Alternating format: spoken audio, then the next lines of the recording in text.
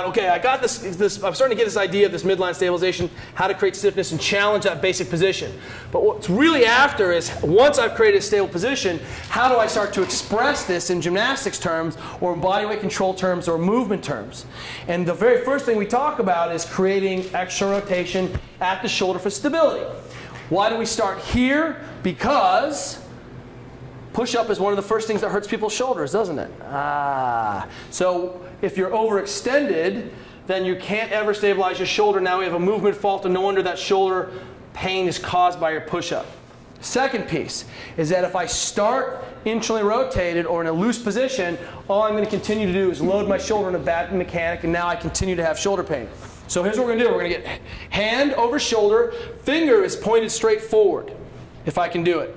And because I need to be able to generate as much torque as I can, and that simulates even holding a barbell, doesn't it? Right? Or putting my arm overhead on a bar. So if hands straight forward, and then what I'm going to do to create stiffness at the shoulder is externally rotate, and our cue is to bring the elbow pit forward. You're doing a beautiful job of that tight position. So if you anchor your hand and try to screw your elbow pit to the sky, you feel your shoulder gets wound up and tight? That's what we're trying to do. Let's get on the ground and do it. So push-up position, and I'm going to try to really turn those elbows all the way out. And what happened to the demands of your low back? Can you see? Squeeze your butt. There it is. Did you start to overextend a little bit more when you brought your elbow pits forward? Yes. And what happens is that most of us, put your knee down for a second, most of us are very comfortable externally rotating. No problem. You know what I do? I just externally rotated past that position. And now I'm my San Francisco ballet dancer, right? Overextended and broken. My two-hand rule, hands go apart, and so I'm extending past to create external rotation instead of creating a fixed platform which allows me to external rotate into a strong position. So what you'll see, and we'll do a demo with the rings, is that we need to be able to create that external rotation torque without surrendering the low back. And to create external rotation force is to create additional forces on the back. Why? Because rhomboids, traps, lats all have an extension moment on the back, and now I'm overextended. So I have to buffer that. That's why I've got to be tight. And look at how vertical your forearms are. Right? Do you see how beautiful they are? Remember we talked about eliminating shear? Well, if my kneecap comes forward, it tilts when I squat, I'm a less effective lever. What? Nicole Carroll, vertical shin, femur rotating about a vertical shin. Well, look what's happened to your elbows now. They're pretty straight up and down. This is what a good ring dip looks like, right? Carl Paoli tells me to get my head way in front of my hands when I do my push-up. That puts me in the best position. And now we've loaded up the system and minimized a lot of shear, and we put the load squarely back on the chest where it belongs. Because I put my pec in its mechanically most advantageous position. And what do I have to remember? Nothing. All I have to remember is let's get tight in the beginning, and as I descend, I enter the tunnel in a good position. Can you guys see that? Squeeze your butt, press back up. And as you press back up, find that external rotation again.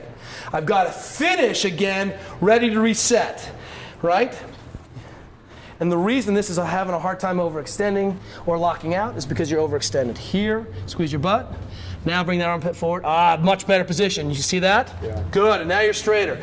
Now, beautiful job. They're all working. Oh, no discipline! There it is. Squeeze it. You can see it. Squeeze it. Now you're tight. Now watch. They're all in a beautiful plank position, right? Working their butts off. Heads are tall.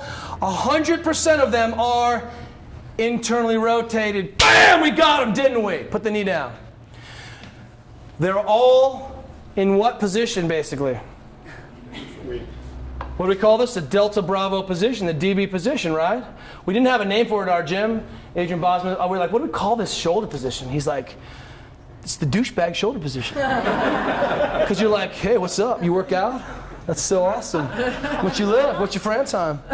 Right? So what ends up happening is all of these guys got in a little bit more challenged position and immediately lost that control to be able to lock off on the ground. We saw what was really happening at the shoulder joint. They all internally rotated and started internally rotated. So what happens is they start to move now.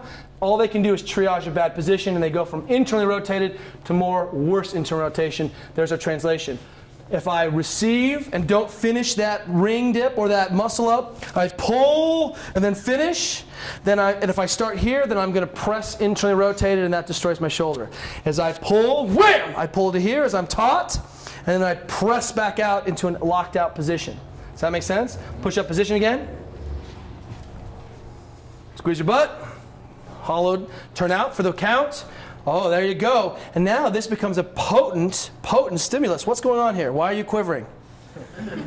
Stop that.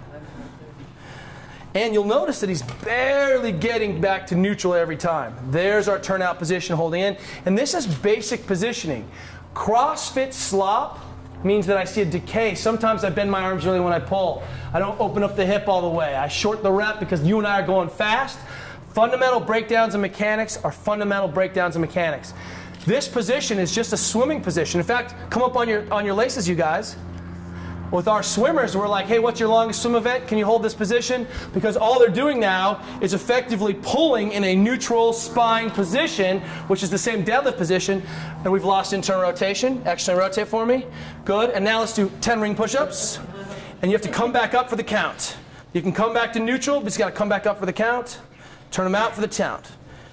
Oh, we're learning something. Staying internally rotated the whole time. Externally rotate at the top. Hold the bottom position one time for me. Hold, hold. Forearms are vertical, aren't they? Perfect loading parameter, load system. Squeeze your butt, press back up. Did we see a break here? Put your knees down. Give these guys a hand. That was legit. How hard was 10 push-ups? That was 10 push-ups, bro. Workout 2, you did like 2,000 push-ups. And all we've done is challenge the mechanics a little bit. And I'll guarantee you cannot see people ever fully extend until they lock out into this position. This is a full push-out position. And this is a quick way to spot these problems, and they're magnified. It's just easy to see, but when we see people on the barbell, all of a sudden we see this internal rotation. And all we've got to do is put our athletes into a good position and then load them up. So what were these athletes missing? External rotation. Were they able to do it after a little cueing? Yeah, so maybe it's not a mobility problem, but maybe as part of my prescription I have a motor control problem. I just don't know how to practice it. I don't know how to prioritize it. Still in the heavy-duty domain of the coach. Motor control is just as important as, hey, my hip capsule is tight. It's just as important as, hey, I'm having a sliding surface dysfunction. And we still put motor control first on, can I get my athlete into a good position and cue them up? You give these guys a few more skills transfer exercises, a few more practice, boom, everything becomes crisper, and suddenly ring push-up, bam! And I PR on my jerk, and my bench goes through the roof, and I'm playing football, and I can control someone, and I'm shooting, and I can press out and extend much more effectively.